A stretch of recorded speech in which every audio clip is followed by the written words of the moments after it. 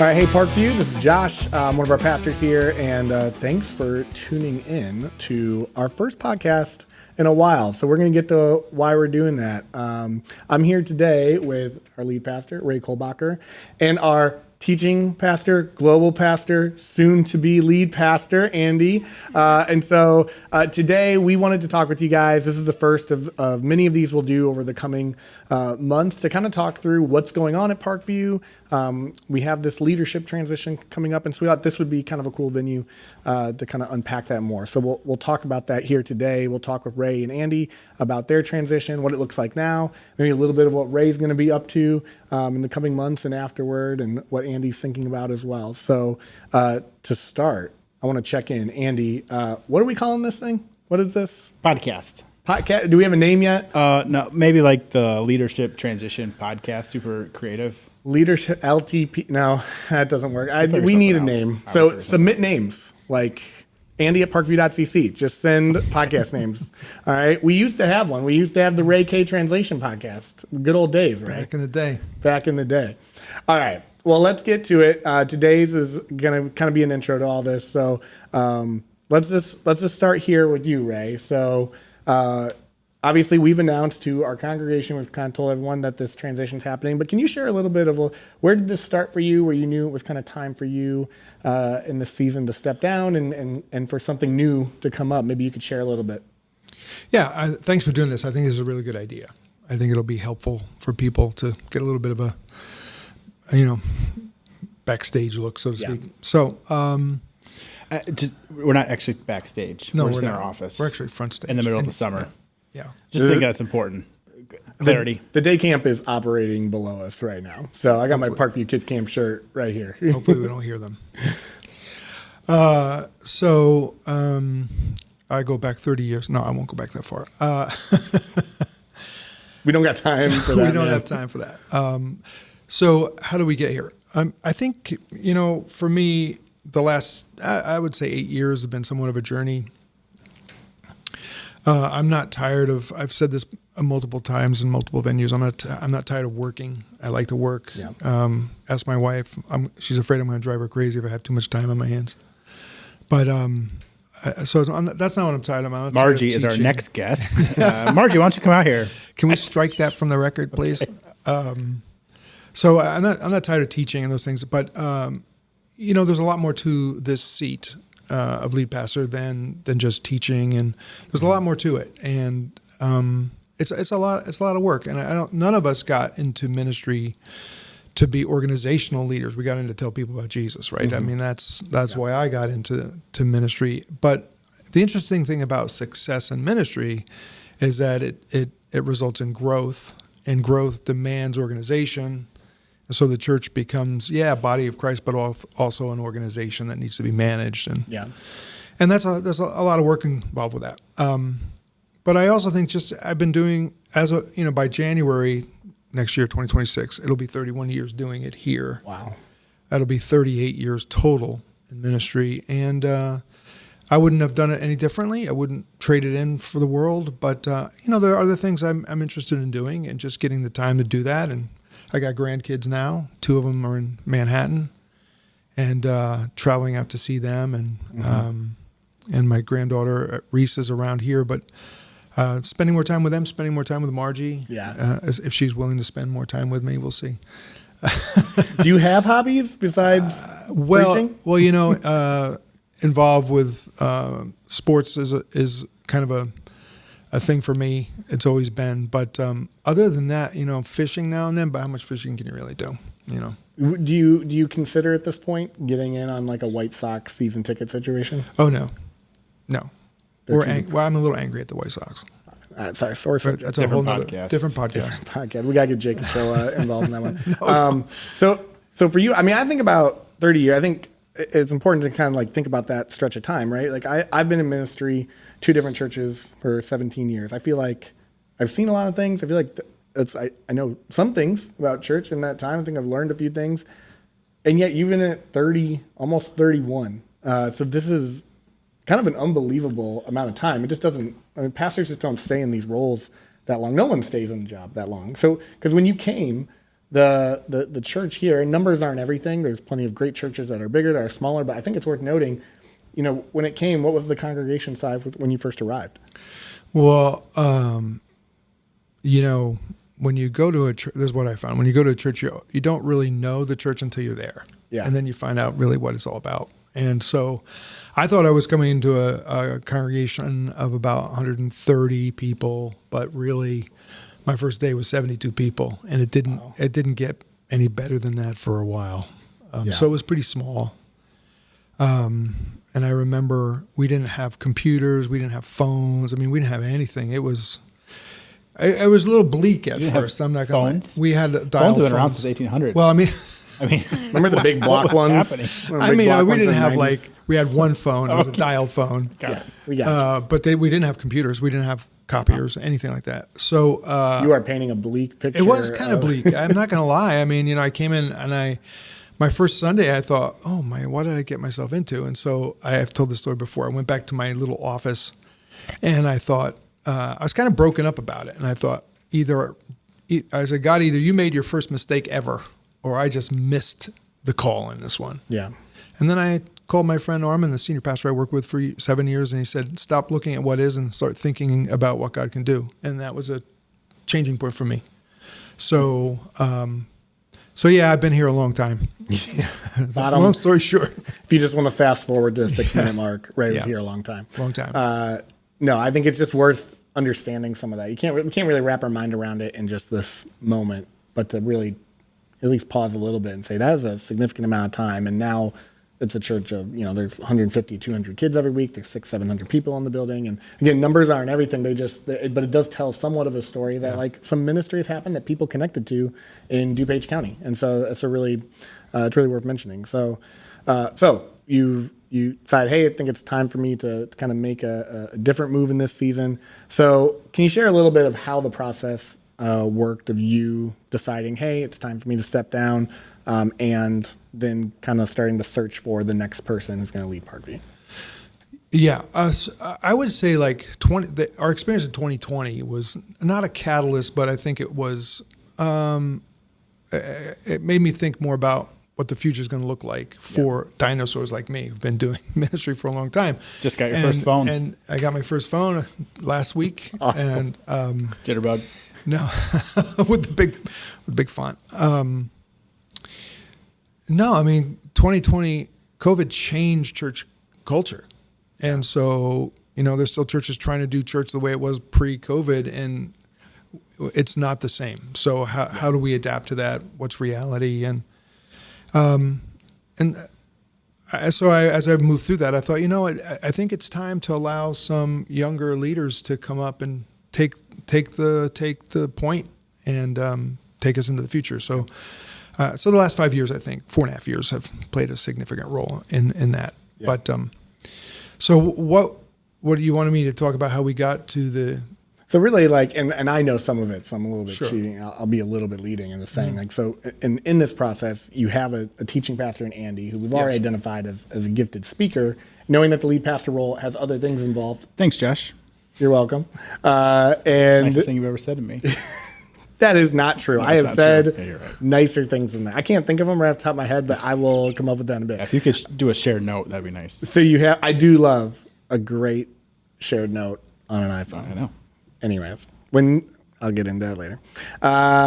Okay, so you decide that this is happening. You have kind of Andy in this position. You also, it sounds like you and the elders decide we're going to involve a search firm. So can you kind of talk about why not just tap Andy on the shoulder and go, hey, you're the guy. Why involve the search firm? Why have that whole process?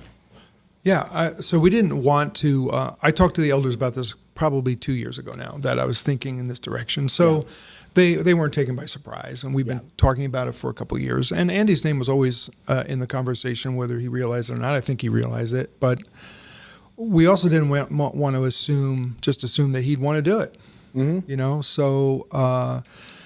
I've said this a number of times too. I've never been part of a search for a lead pastor. Our elders have never done it, at least not here in this context. So it was new ground for us. Yeah. And so we thought, we think it's worth bringing in some experts on this to help us in the process.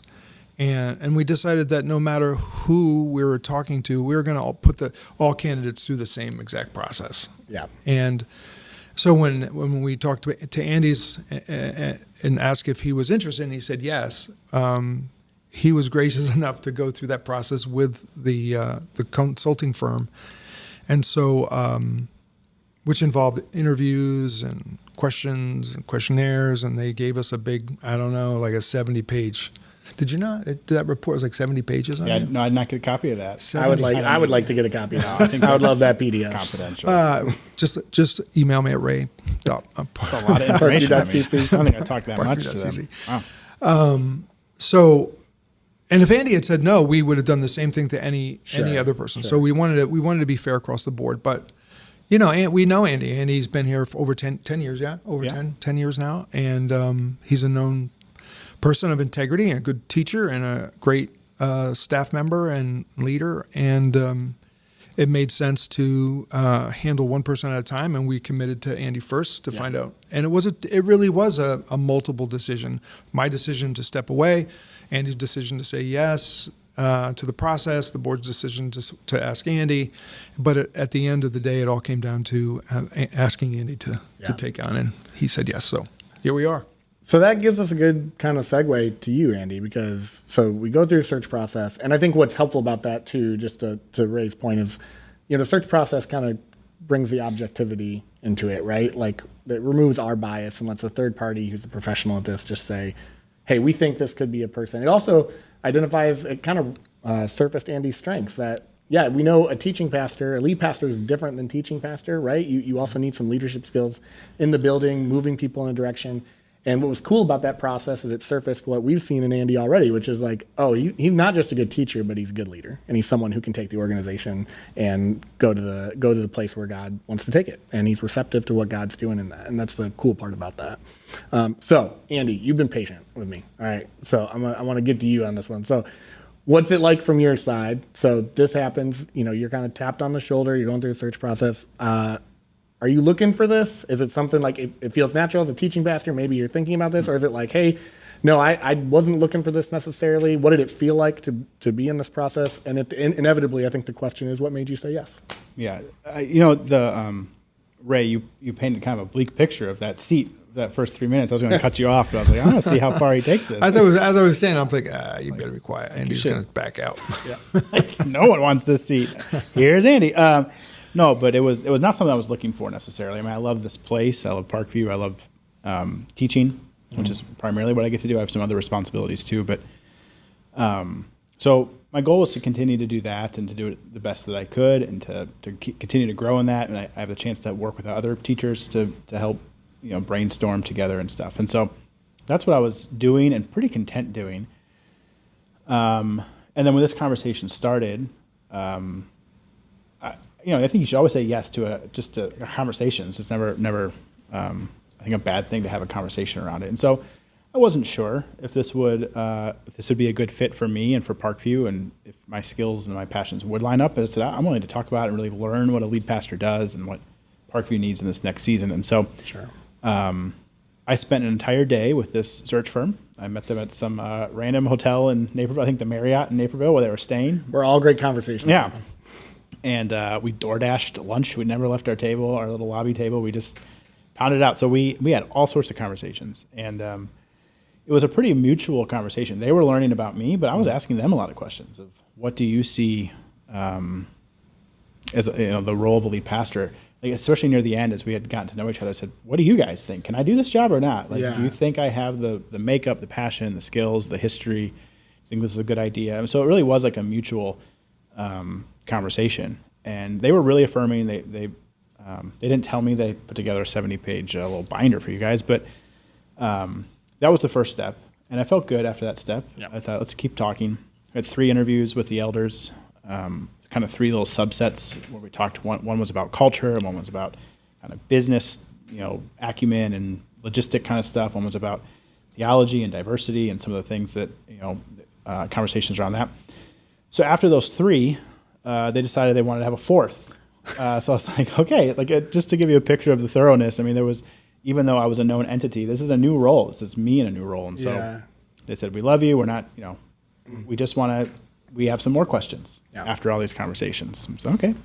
So we met again and we had more conversations around, what I can do and what I feel like where I need to grow in and where I'm passionate. And we had a really good conversation. So we were really honest throughout the whole thing. Yeah. And, it really was a discerning process for me and for Brittany. Brittany met with an elder. Brittany also met with the search firm. And so at the end of the day, why did I say yes? Well, I wasn't looking to be a lead pastor necessarily, but I kind of thought if I'm going to do it, this feels like a great place to do it. I know Parkview. I have a history here. People have been so kind to me here. So I was like, if I'm ever going to do it, this feels like a place that feels safe, known, receptive already. I mean, I'm walking into something completely different than what Ray walked into, right? I'm walking into a well-established church with a strong foundation that has had strong leadership for 30 years, that knows their heart, that has a tremendous amount of resources. It just couldn't be a different, kind of situation. And so I kind of, and a lead pastor that's going to stay around and that has been my champion and it's going to be a resource. So yeah, you broke the rule. You're supposed to follow up the person who did a bad job. Yeah, and you followed up the guy. We have 6 months. I can really tank it. So we're gonna need you. We're gonna need you to lower the bar here, Ray. Yeah. So it just, and then but there was questions around like our family situation. We got 2 young kids, and we're kind of out here alone from our family, and we've built a great community. But those are questions that we considered as a family, and at the end of the day, we just thought there's really no good reason to say no. And there's a lot of great reasons to say yes. And so we're going to go for it. We'll see how it goes. Let's What go. is the worst that could happen? I said to a few people, and I thought maybe I shouldn't say that anymore, but now I'm saying on the podcast, what's the worst that could happen? I mean, I don't want to answer it. I mean, yeah, don't write I'm it not on going to that. answer it. Edit that out. Edit that out, Mitch. Okay. So let's talk. So we kind of understand a little bit of how you guys got to this point. So let's just talk a little bit about the transition, because Jan 1, I believe. I don't know if that's the exact date, but January of 2026 is when this transition happens. And so, we have a few months until then. So, can you share a little bit, and you can each kind of talk about this, but maybe Ray, maybe you can start off. What does it look like now, between now and then? We know there's an executive pastor piece in there that we'll talk about the difference between as well. But yeah, tell us a little bit about the next few months between you two. Yeah. So, January when the official shift will happen, but that shift is already in process, because it's not like we keep Andy in the dark about everything until January 1 and say, okay, see you later. Give me a call. So the process has really begun. And, the thing about the lead pastor position is you need to know a lot about a lot of things that they don't teach in grad school. No, they never taught me about management in grad school. They never taught me about finances in grad school. You get theology and how to exegete scripture and those kind of things, which is helpful. But if you're successful in ministry and your church grows, there are other things that you need to know. So you have to be a counselor, a manager, finance, all these things. So there's a lot that happens that you don't necessarily have to do, but you have to have a grasp on, understand. And so we're starting to talk. Andy is starting to talk about all those things that he has to know about and be aware of, and not necessarily do, because we're going to find an executive pastor. Because we're gifted and we're different, very different in some ways, but we're very alike in others. Mm-hmm. Our gifts are teaching, leadership, and we think a lot alike. But the administrative aspect of this job is not my favorite. It's teaching and leading. That's what I like to do the most. Yeah. And that's the same with Andy. But you have to know the business side of it and the managerial side of it, and some of the laws associated with being an organization, and so we're gonna find Andy an executive pastor who can take a lot of that off of his plate in terms of doing. Yeah. But he still needs to know. So that's what we're starting to work on now. All of that kind of background information that makes us function. So those discussions have already begun. That's great. So Andy, maybe you can help us understand. So what is the difference and this is a little bit of church lingo, but like, what is the difference between a lead pastor and executive pastor? Because it does feel like sometimes when people discuss them, there's overlap. So maybe you can help us. How do you see those roles as separate things, and how do they work together? Yeah, and it depends on the church, but I think how it's going to work here is the executive pastor really is going to help do more of the business side of things, the logistics, HR, finance, facility, management type things. So I have seen this movie. Josh gives me a lot of hard time. There's a lot of like classic movies I haven't seen, but I have seen Braveheart. Let's go. You like Braveheart? I like Braveheart, and we all really should. It's a great movie. Oh, really? Oh, wow. Good endorsement. Good classic, good Mel Gibson movie. But the way I think of it, the way I've kind of been describing it, I'm not going to make, okay. What? I think it's great. I got Mitch in the background. It's a great movie, Mitch. I think of the lead pastor as what's Mel Gibson's name in that movie?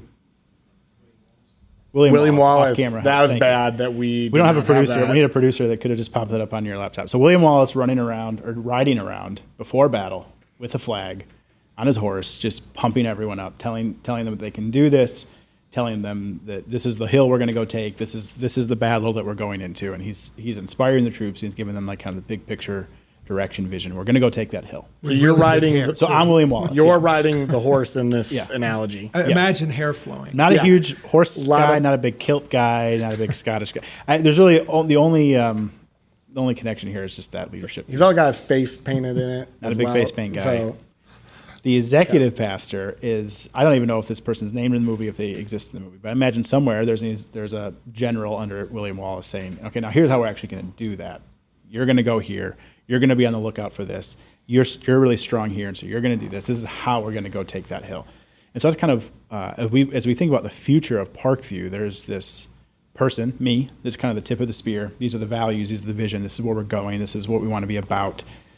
And then my partner, the executive pastor, is going to help us as a staff and as a church actually meet some of those goals, execute that vision, instill some of the values. Mm-hmm.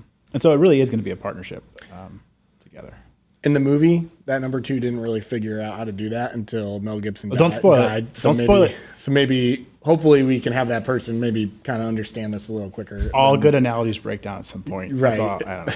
Okay, so I don't want to belabor this. There's the same search firm who helped find out they're on it, and we're collecting candidates. I mean, literally, I have a call on Thursday. It's like every 2 weeks we have an update call with a firm, and they walk through the candidates, and then there's a executive pastor search committee that's made of elders, lay people, and staff that then will do the initial rounds of interviews and kind of vetting, and then there'll be further process from that. But so there's a lot going on behind the scenes.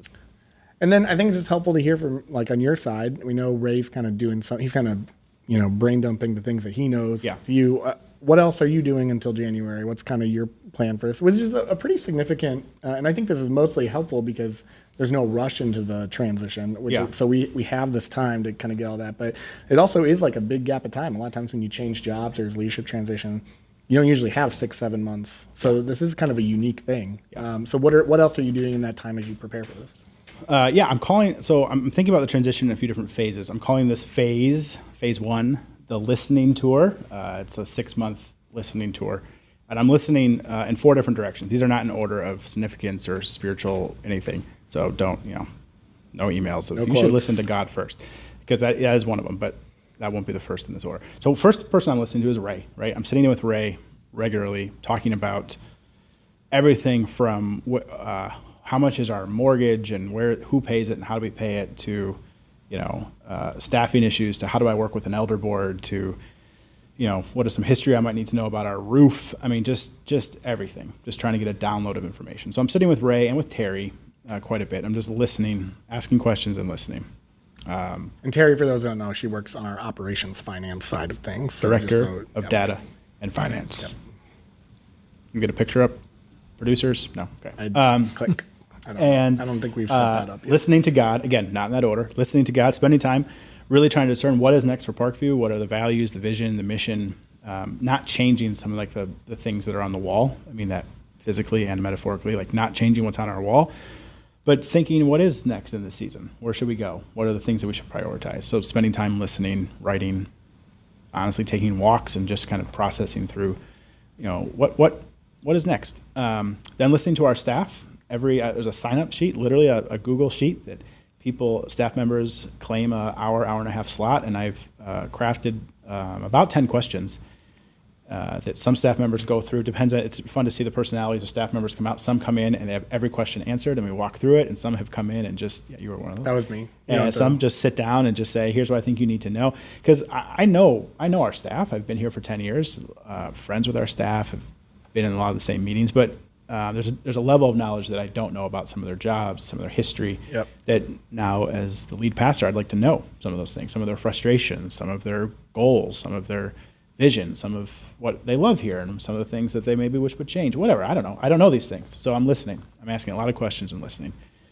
And then the last kind of category is listening to our congregants. And so in the fall especially, I'll start to reach out to ministry leaders or volunteers or even just friends that I've had in the congregation that said, I'd love to really get, as a congregant's perspective, what are some of the things that you love about Parkview? Yeah. What are some of the things that you would like to see happen in the next 2, 3, 4 years? So it's called the Listening Tour. And that's through January. And then there's more phases, but it's for a different podcast. You got to stay radio tuned. Tease. That's a tease. That's phase 1, though. The Listening Tour. It's like the Marvel Cinematic Universe. They go in phases, right? Cut. That is exactly the same. Cut. You got to use a movie analogy, so I thought, okay, I'll keep moving. Well, for those who are listening who may say, well, you haven't had an executive pastor the last few years, why does Andy need one? We're in a unique situation because we haven't had an executive pastor for nearly almost 4 years. But I've been doing the 2 jobs, technically, lead pastor and all the executive pastor duties. The only reason I could do that is because Andy was here, because Andy could take on the teaching side of things, not in that he was doing it all, but he was able to take on our teaching team and scheduling and leading brainstorming meetings about upcoming series, and that took a ton off of my plate, and which allowed me to do some of the executive things. But when I step back, he shouldn't do all those things, and so that's we feel very strong about finding him the right person to take those things on. So. That's just in case for those who know we haven't had one in a couple of years. Yeah. As emeritus, you want to put your hat in the ring for executive pastor? I haven't hated it. But there's people out there. Still not a ringing endorsement. No, but there are people who can do it much better than I could certainly do it. Okay, so that's a good transition. You brought up emeritus kind of jokingly, but so we've. No, that was intentional. I was trying to get to the conversation. Good I know what I'm doing. It's not my first podcast. It's my second. It's like you're saying. Third if you count our first one we recorded and then it got ruined and didn't get published. Yeah, so I try not to take that personally. I don't know what we said in that, but it never saw the light of day. I think it might have been a technical problem. Okay, so Ray, you've kind of talked about this from this pastor emeritus title. Like you've purposely said, hey, this is not retirement. This is emeritus. So can you help us understand just what does that mean? What's pastor emeritus? Was it with January, that title kind of, you take on that title, what does that mean? What does it look like? The title is Latin. It comes from the Latin. It means faithfully fulfilled your duty. That's actually what it means. It's an honorary title that the elders are very kind to offer to give me. But really what it means is I'm making myself available to Andy, to you, to the staff, to the elders, and to the church, myself to serve in whatever way might be helpful. We knew that if Andy wasn't interested in this gig and we had to go outside the church to find a new lead pastor, that person could come in and say, I don't want the bald guy hanging around, because they wouldn't know me. They'd be like, who's this bald guy? He's going to be a pain in the neck. Get rid of him. So, and I would have willingly stepped aside to make that path easy for that person. But fortunately, Andy and I know each other, and hopefully you guys know that when I hand over authority, I'm going to hand it over, and then I make myself available to help in whatever way Andy feels is appropriate and needed, and the elders feel appropriate and needed. And that's really what I want to do. I want to help the staff, the church, in whatever way. So we've talked about what are some of the possible scenarios of that, like what are some of the things I might do. And in fact, Andy and I were talking about that yesterday. And, obviously we don't know. We've never done it before. But staying as part of our teaching team on a regular basis, I think is something that we'll do. It's what I love to do, but we have such a good team of people that having different people speak in the congregation is a really good thing. And if I can just stay part of that, that team, that would be wonderful for me, and hopefully helpful to Andy and to the church. Yeah. Some other things though, maybe teach a midweek course on something. There's a lot of different things that we could do. I had some ideas. Make myself available for some events like when we have Ash Wednesday, helping the imputation of ashes and those kind of things, but also make myself available for staff, not in a professional managerial sense, but if someone needs just to talk about life and mentoring, make myself available to that too. So, but I've made it very clear to Andy and the elders, I'm only going to do what they feel is needed and appropriate. Yeah. So, so we'll see as we go. Yeah. So I just have two questions. One for Andy about kind of where you want to leave us, what's next, how we can connect with you. I want to ask you that, Andy, but before we do, the last question I have for you, Ray, is kind of the more personal one. So you've talked to us about what the professional side of this looks, but what does this moment just mean to you personally? This moment where your career as a pastor has kind of like this timeline that feels like, okay, January, I'm entering a different season. And the conclusion of my role as lead pastor, that is just monumental. I'm just wondering, like, personally, what's that feel like? What does this moment mean to you? I think it's getting more real. Yeah. And it depends on the day, I suppose, in some respects, because there are some Sundays if I'm speaking, I come out of the service, I get in my car, I go, man, I could keep doing that for years. But then I come in on Monday and everything else that's involved. And I said, we meet on Monday. Huh? And then there's Andy coming in. So the time is just right. For years, I always said I'll keep doing this until I feel a sense of God releasing me to do something else. And I think that time has come. Yeah. So I'm excited about it. I'm a little nervous. I'm a bit of a workaholic. You can ask my wife. I'm constantly working, whether I'm in the office or at home. She's a little nervous. I'm going to interrupt her retired schedule. And she's like, you better find something to do. There's a lot of fear for Margie in this. I don't know why I'm asking you the question. I feel like we need to bring Margie in. Yes, that would be an interesting podcast. So I had someone tell me recently, a friend give me some advice recently. It said that think now about some things you'd like to do and begin to pursue some options now.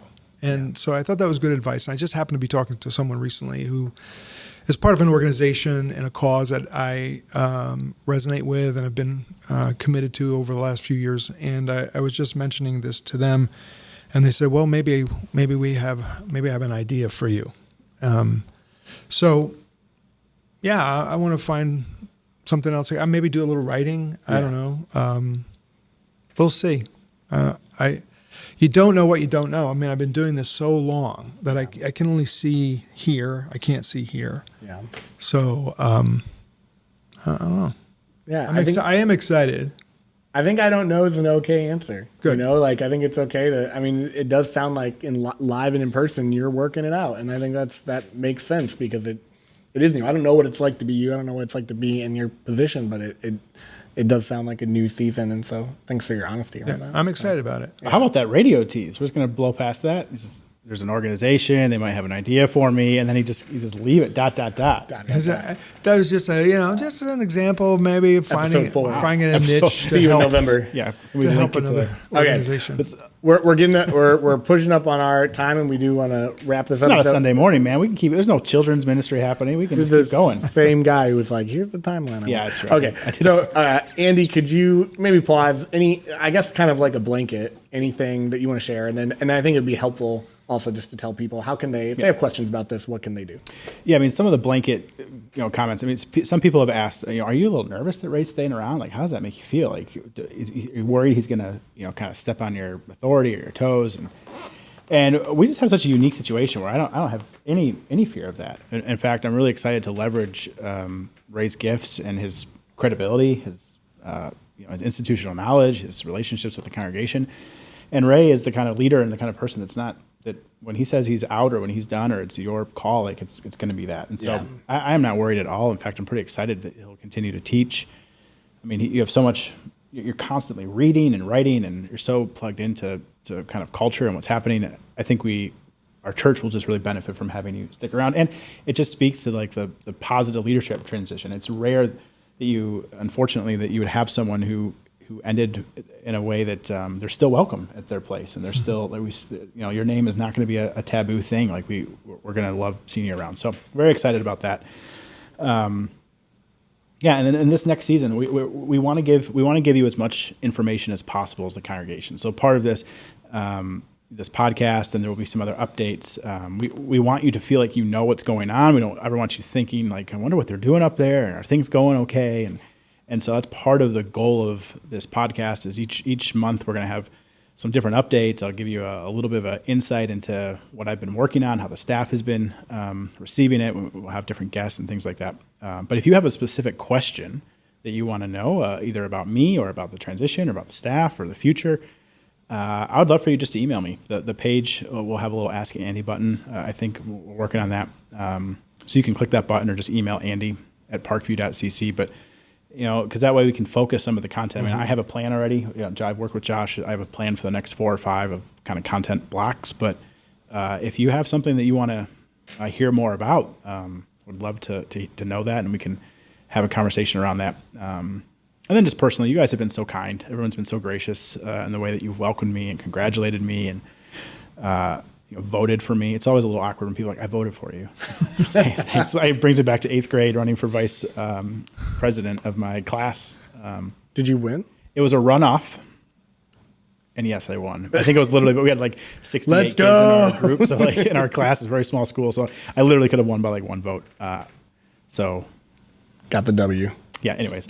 But everyone's been so kind. I mean, I remember people have come up to me and been like, man, we were so nervous it wasn't going to be you. And they said that they hired a firm, and we were all wondering, like, why isn't Andy? And it would make so much sense. And I really appreciate that. I'm also grateful that we didn't just rush into it and take the easy choice and say, let's just see if Andy is a yes or a no. That we went through the process, and all of your affirmation has been so kind, and it's helped me give me a lot of confidence that this is hopefully what is next for Parkview, and that we'll continue to build off everything that we've done over the past 3 decades. So sounds good. Let's go.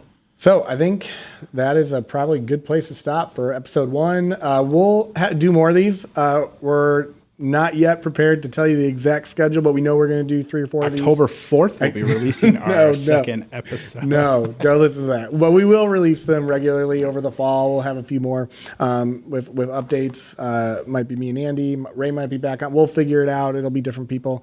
But we'll give you updates on that. So you can share this, find this where you find all your podcasts, if I don't hit a mic next time.